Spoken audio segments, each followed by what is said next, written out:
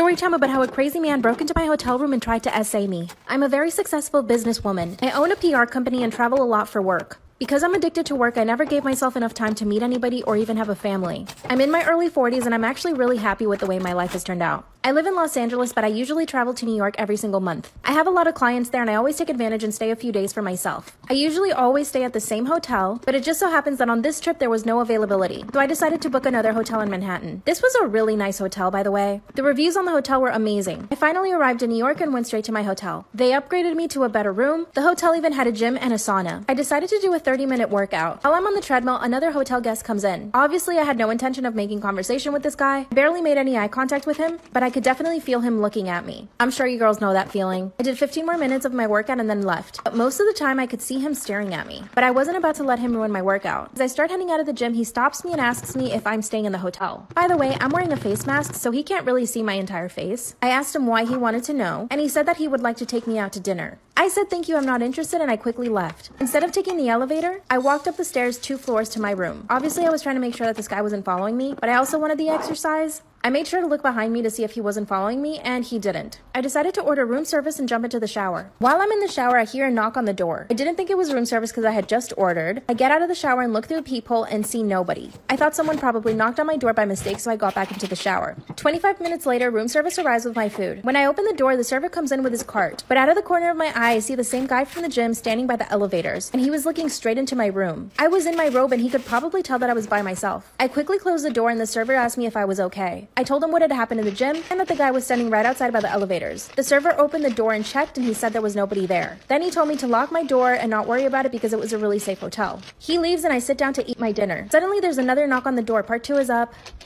Part 2 of how a crazy man broke into my hotel room to try to essay me. When I heard the second knock on the door, I looked through the peephole, but there was nobody there. Disclaimer, this is not my story time. I sent me on Instagram. I knew it had to be the guy that hit on me at the gym, so I decided to call downstairs and let the hotel know what was going on. Like I said in part 1, this hotel is really expensive, exclusive, and pretty safe. I told the staff what was happening. They asked me if I wanted to move to another room, so I said yes. They helped me move all my stuff to another room on another floor. I felt so much better in this new room. I went to bed at about 11, but woke up to another knock on my door at 2 a.m. Turned on the light quickly, but the knock had stopped. All of a sudden, I hear someone pushing on the door. Within a few seconds, the door opens and the man comes in. It was the same guy from the gym. He was dressed in a black suit and had his phone in one hand. Unfortunately, I was frozen. I felt like I couldn't move myself. This lasted about 10 seconds. Finally, when I came to, I jumped out of the bed and moved far away from him. I pressed myself into a corner and grabbed the lamp. That's when he grabbed a seat, pulled it up beside me, and sat down. He told me that all he wanted was to take me out to dinner, and that because I was rude, I needed to be taught a lesson. Also, this guy was not from the US. He had a strange accent. Then he told me that where he comes from, women obey men. And the whole time he was sitting there talking, he was so calm. Then he asked me to sit down on the bed. I knew where this was going and I had to do something. I decided to just treat him like a friend. I chuckled and told him I'm so sorry, I didn't mean to be rude. Then I told him I was happy to go on the date now and that I was really hungry. Part 3 is up. Part 2 of how a crazy man broke into my hotel room to try to essay me. He told me to sit down on the bed. I knew I needed to do something. I began to act friendly and told him that I was finally ready to go on the date. That's when he said that it was too late, that I had already disrespected him and that I must be taught a lesson. Then I just began complimenting him. Told him he was really handsome and that he dressed really well. And it would be a shame for us not to go out considering how good he looked. And it actually started to work. He asked me if I had a dinner dress and I said yes. Then he told me to put it on in front of him. I quickly got dressed and then he started walking toward me. This is when he grabbed my hand and kissed it. Then he kissed me. He turned around to go grab his phone, but that's when I just bolted out of the room. Started running down the stairs, didn't look back, and finally made it to the lobby. I described the man to them, but they told me that there was no one staying at the hotel that looked like that. They searched the hotel but didn't find anything. Finally, the cops came, but they didn't find him either. They took samples of fingerprints but found that he had none. He had filed off his fingerprints. At least they knew that I wasn't telling a lie. They looked through the hotel cameras, but he never showed his face. To this day, they haven't found him. I'm scared of staying at hotels on my own now. What should I do?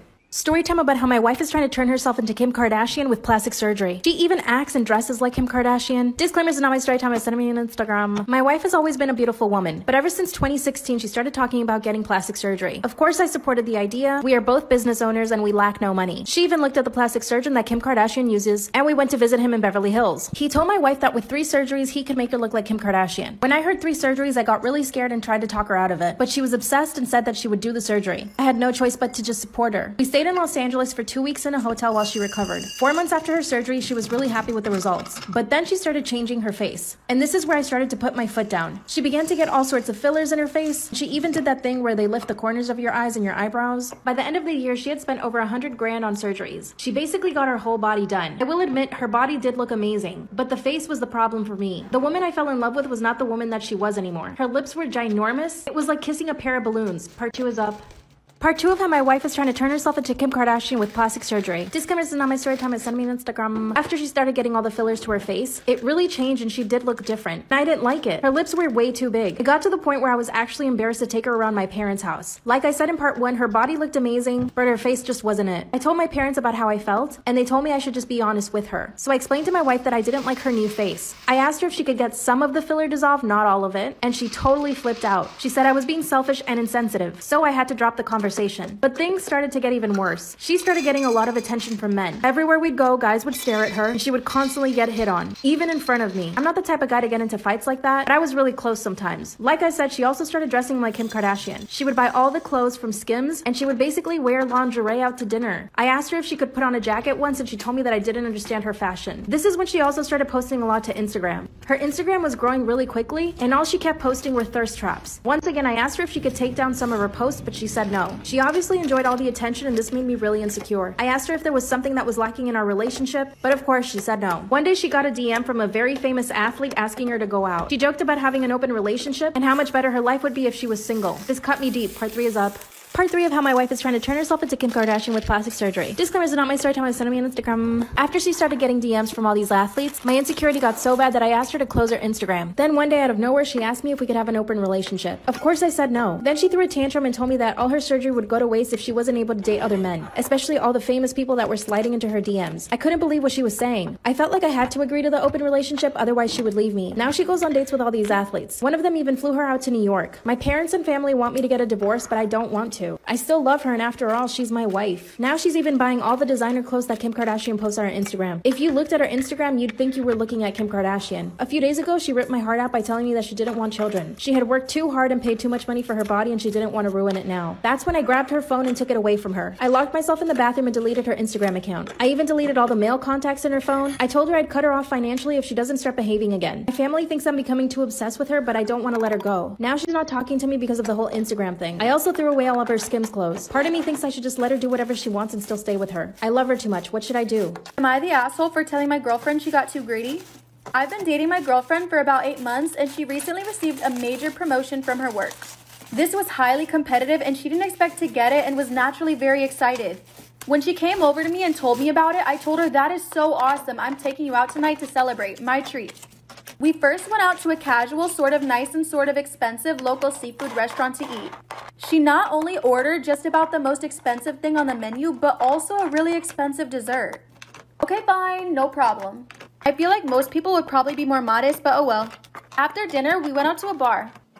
Am I the asshole for telling my girlfriend that she got too greedy? We planned to just have 1 or 2 drinks and then go home. However, her friends ended up showing up and it turned into a bit of a party. She ordered her friends several rounds of expensive shots, which was about $40 per round. The night left me broke, and I had to put my groceries and bills for the next couple of weeks on a credit card. I didn't say anything to her that night because she was in a great mood and I didn't want to kill her buzz, but the next day I mentioned it. I said she got a little carried away and shouldn't have spent so much of my money. It turned into a big fight where she ended up throwing literal cash at me to pay me back. I then told her that I didn't want her money, just that I didn't appreciate being taken advantage of. Am I the asshole for pressing charges on a girl who stole my dog because she thought I was mistreating him? My dog Maximo is a rescue dog. He has a lot of aggression problems, and as a result, his vet recommended training him with a muzzle. The muzzle is totally comfortable for him and it doesn't hurt him or anything.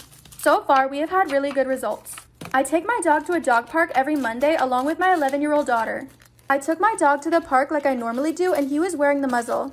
I keep an eye on him, checking for signs of trouble. Suddenly, I hear a girl cry and my daughter is out of my field of vision, so I get worried. I tie Maximo up in an area specifically designated for that purpose. I'm not far away from him at all, and I'm searching for my daughter. Am I the asshole for suing a girl who stole my dog because she thought I was mistreating him? I find my daughter, and when I return for Maximo, I see this girl running towards him, and she takes him in her arms and runs back to her car. Max is visibly stressed, but because of the muzzle, he can't do anything. The park was empty, so there was no one around to stop her and I couldn't reach her. But I took a picture of her from her license plate. I went to the police station and they identified the owner of the car and sent a patrol to look for my dog. A day later, the police returned with the girl at Maxima who was in a deplorable state, very nervous and anxious. The girl explains that she thinks I'm abusing him and that she watches every Monday how he uses a muzzle against his will. Regardless of her reason, I'm still pressing charges. Am I the asshole for not letting my mother move in with my wife and I, 31 male, have been with my wife, 29 female, for 4 years now. We have a 2-year-old daughter together and we live in a fairly nice neighborhood. When I was growing up, my mother was arrested for drugs and alcohol and she was released when I turned 18 and I've had little contact with her since. She's met my wife a few times and each time made horrible remarks about her. For instance, we went out to dinner once and my wife ordered a chicken dish. My mother looked at the dish being placed in front of my wife and said, "Are you sure that you want to eat that?" I got our food wrapped up and I left. I really wanted my wife to know that I would always have her back no matter what. Am I the asshole for not letting my mother move in with my wife and I? My mom did come to the dinner after the wedding and got very drunk. After the wedding dinner, I decided to cut complete contact with her. My brother, 35 male, came over for dinner recently with his wife and their son. My brother and I aren't super close, but he was in town visiting some friends. My brother let me know that our mother was struggling with health issues and could no longer afford to live on her own. He suggested letting her move in with my wife and I didn't even have to think about the suggestion. I said no, and my brother's wife looked upset and practically begged us to let her stay. I said I wanted nothing to do with her. Now my mom's family is calling me a horrible son. Am I the asshole for walking out in the middle of my boyfriend's birthday party? I've been with my boyfriend for 3 years and our relationship is great. His birthday was days ago and his parents decided to host a party at their house. My boyfriend got there first and I showed up after work.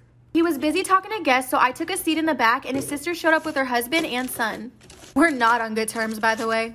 She said hi, then asked if I could watch her son Jake, and I was like, but she disappeared. I watched him but ended up spilling a drink on my top. I gave Jake my phone and asked him to sit still until I got back from the bathroom. That's when I heard people panicking outside. The asshole for walking out in the middle of my boyfriend's birthday party. I heard loud noise coming from outside like people panicking. I then saw my boyfriend and his family with Jake. I heard my boyfriend's dad ask who was supposed to watch Jake and his sister said my name. My boyfriend said, "Where the hell have you been? How could you let this happen?" I explained and he asked if the stain is more important than my nephew. I said his family or his mother should have kept an eye on him. He said I should stop turning this around on his family since I agreed to watch Jake. I never agreed to watch him and I didn't come here as a babysitter. His sister just dumped him on me and disappeared. I got fed up after being presented with hypothetical scenarios of what could have happened to Jake and I walked out. Am I the asshole for telling my wife she can't make videos with our kids anymore? My wife loves making TikTok and IG videos. She posts organizing videos, cleaning, sorting, etc. Lately, she's been pranking our kids, 6 and 1. There was one time I heard my 6-year-old screaming and crying because my wife scared her. This has been going on for a couple of weeks now, and I told her many times to tone it down.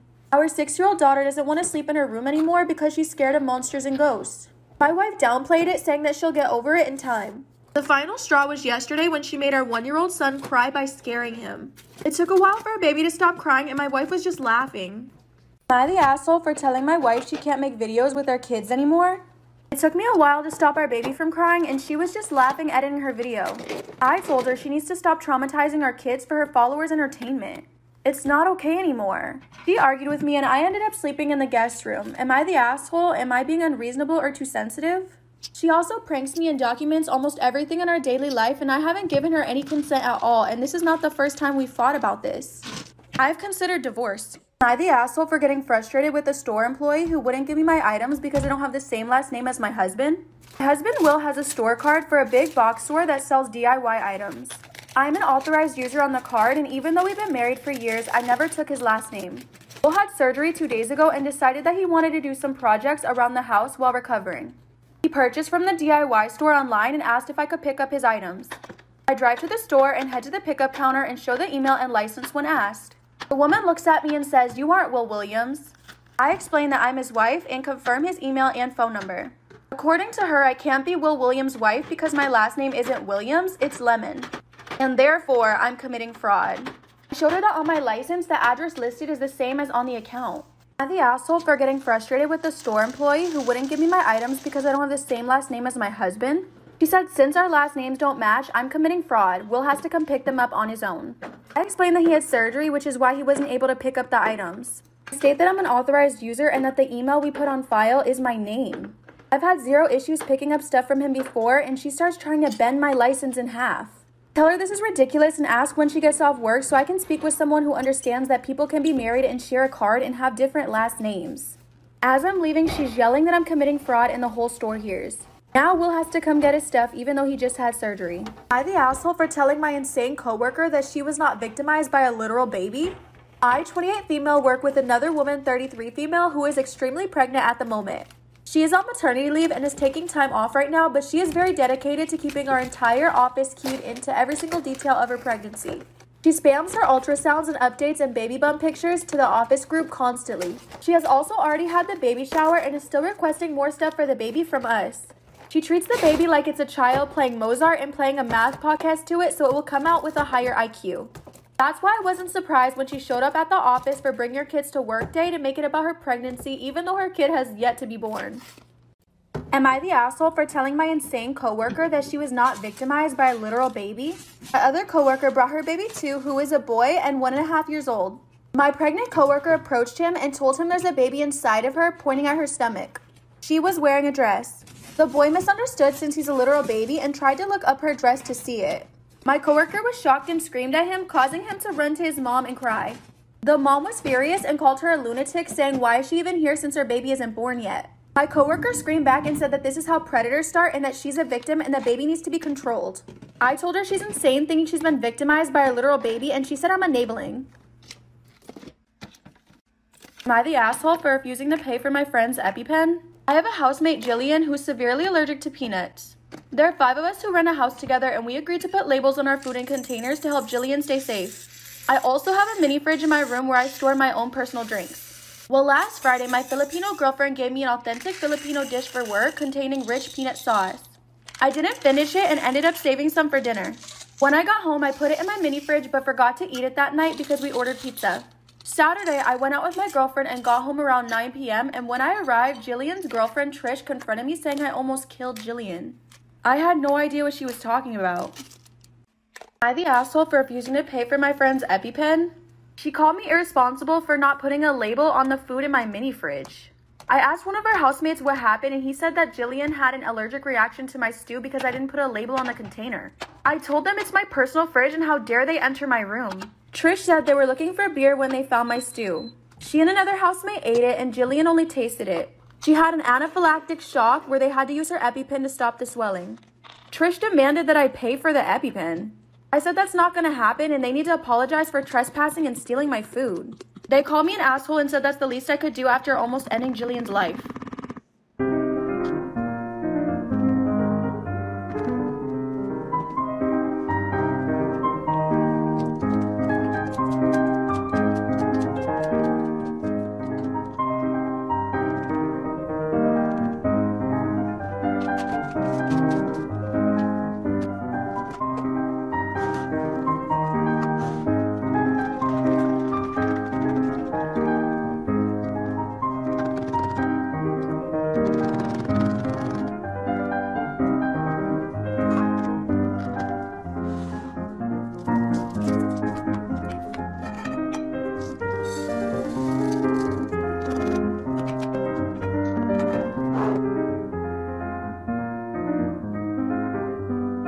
My 33 male fiance, 28 female, made sexual contact with a male stripper at her hen party. Advice, please.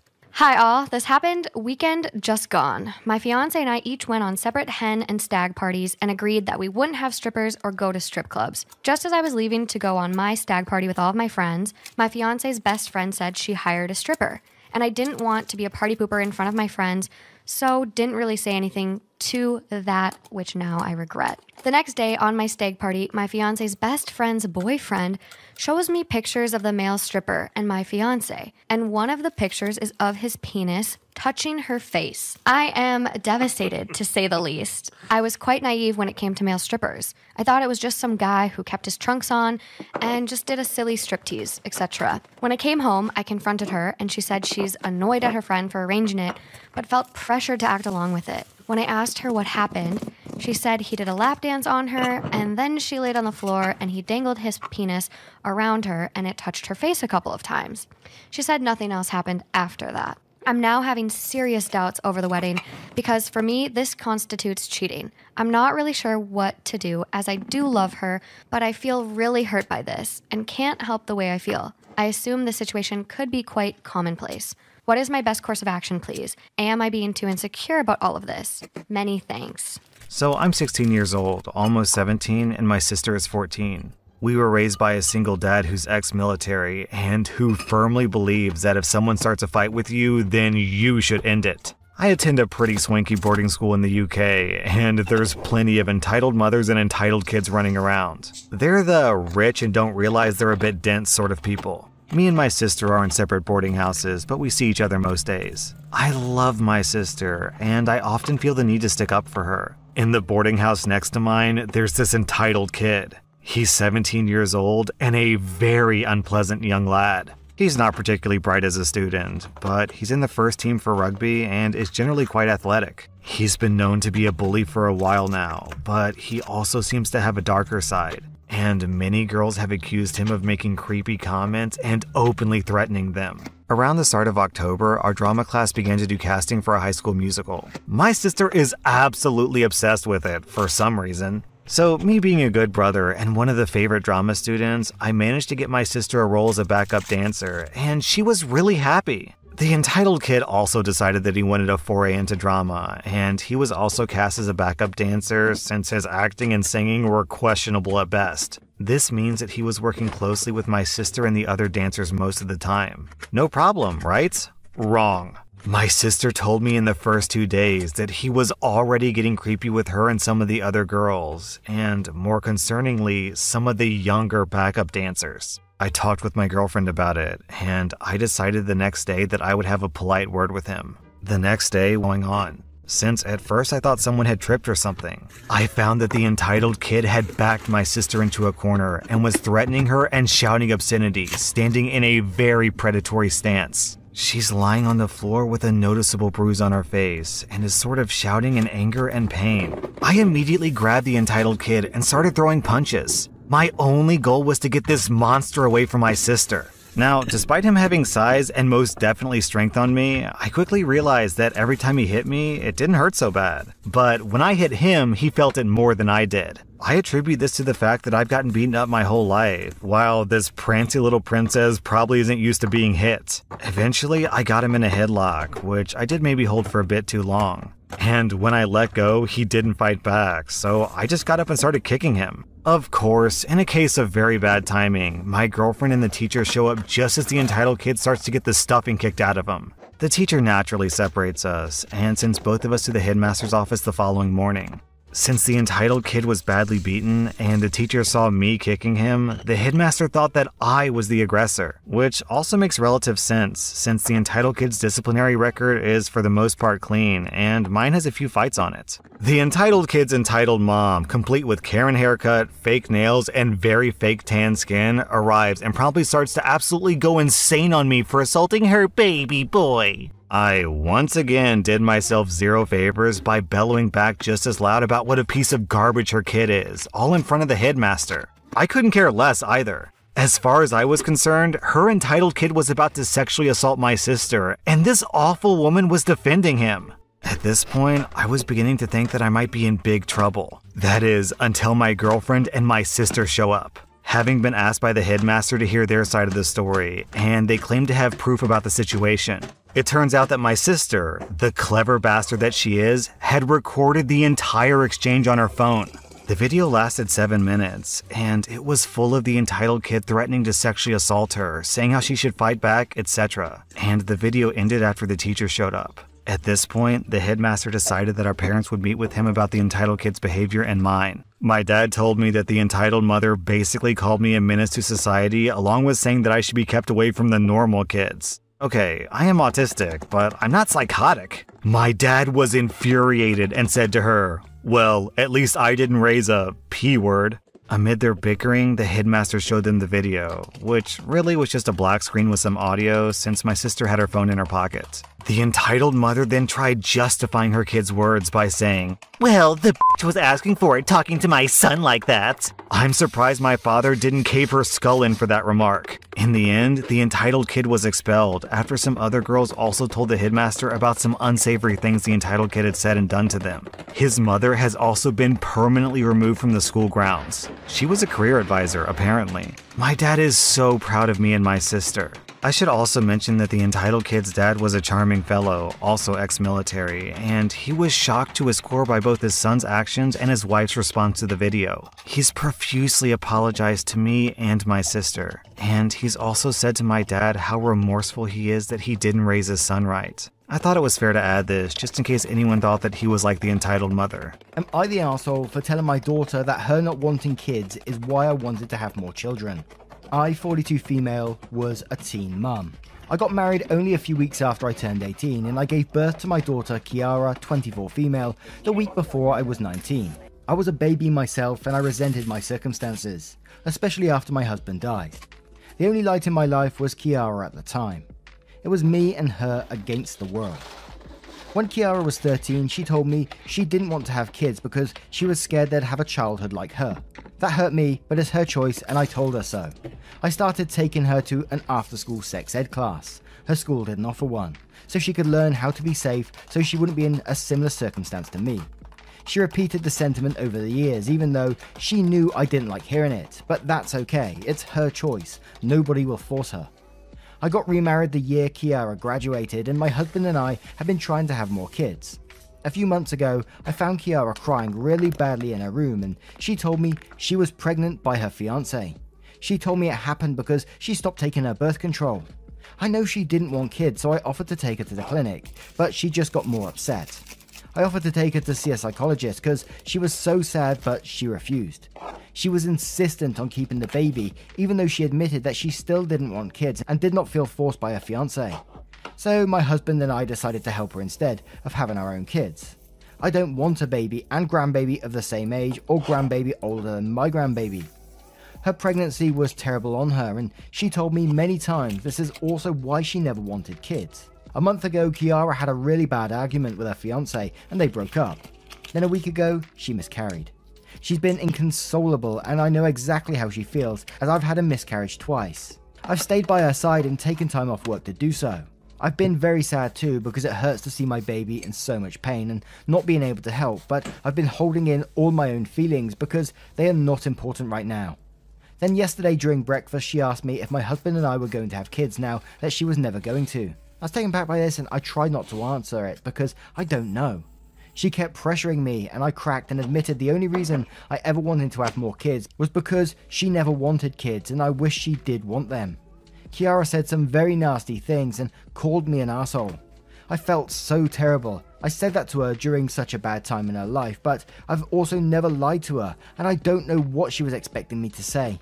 My husband assured me I just had a stress break and I feel he's right, but Kiara didn't say a word to me over breakfast today. My 27 female girlfriend of 2 years won't forgive me for cheating on my ex-fiancé, 28 female, and I'm 28 male at a loss.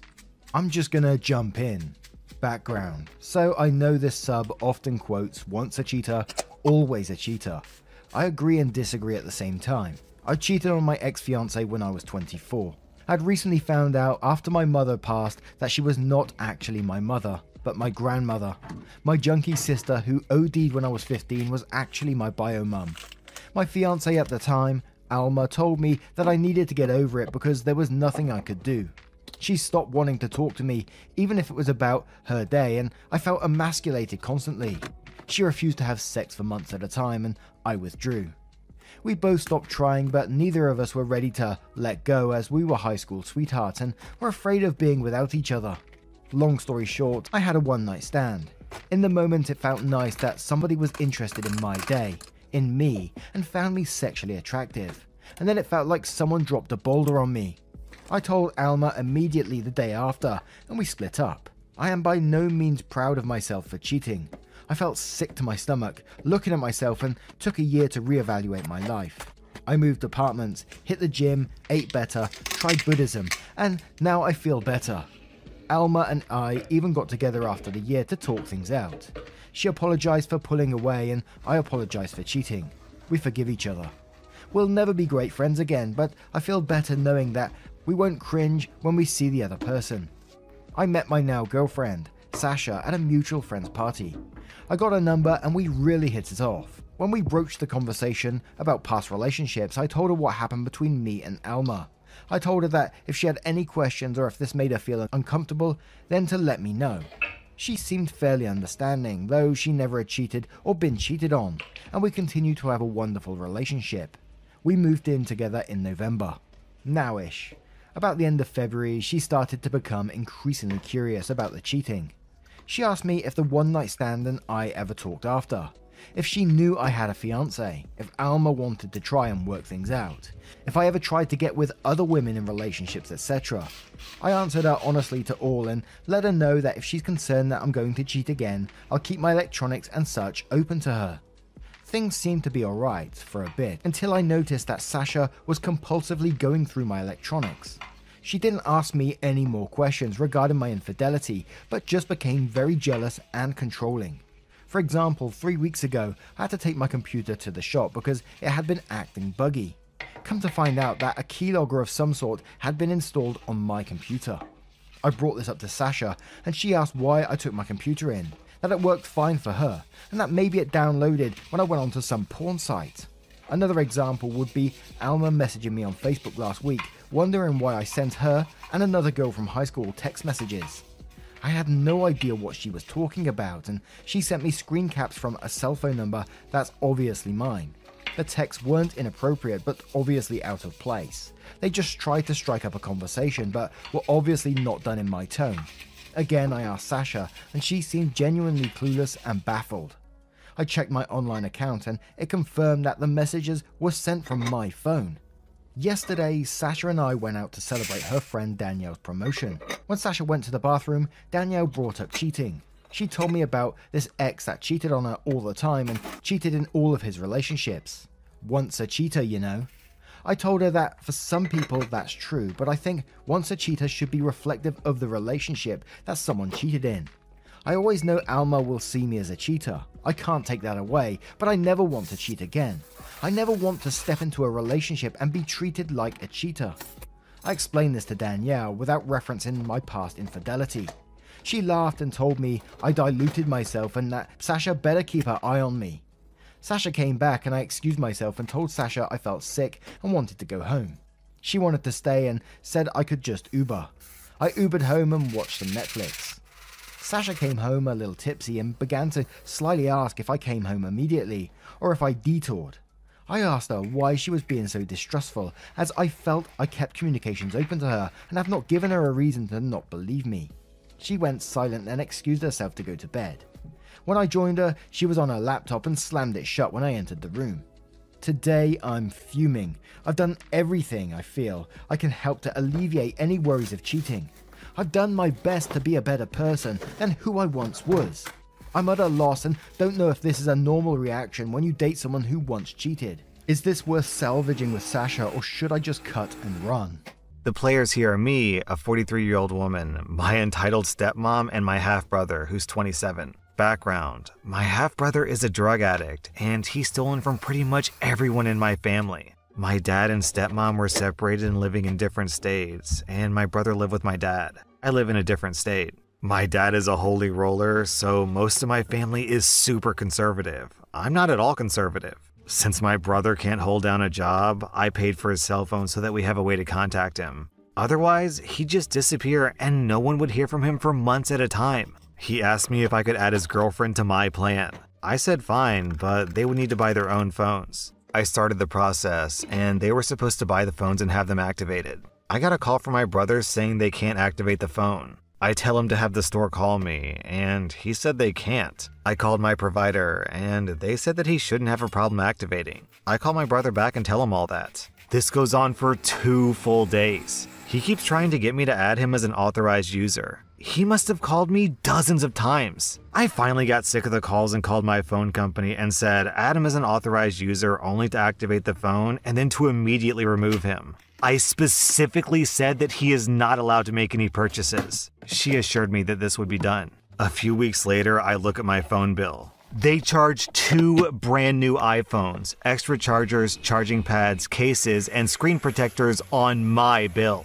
I called the phone company, and they said that he was added as an authorized user, so there's nothing they can do. I called my brother, and he just laughed. I told him to take that stuff back right away, and he said no. We argued. He got pissed and said, "Now I'm not paying it back at all, and I hope it tanks your credit." I told him, "Go F yourself in the butt with a spiked dildo," and I hung up. 5 minutes later, my stepmom called me up and said I had to apologize to my brother for what I said. I laughed and said I'll apologize when he takes the phone back. She said he's not going to and that he deserves it because of what I said.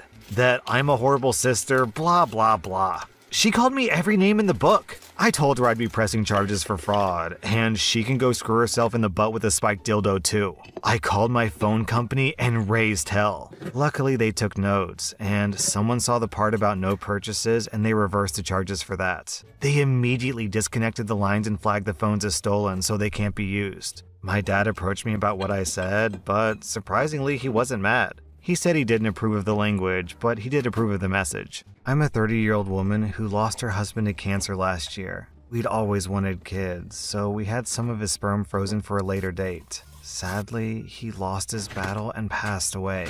I'm now in a place where I feel capable mentally of taking care of a child myself, and the process was a success. I'm now expecting a little boy.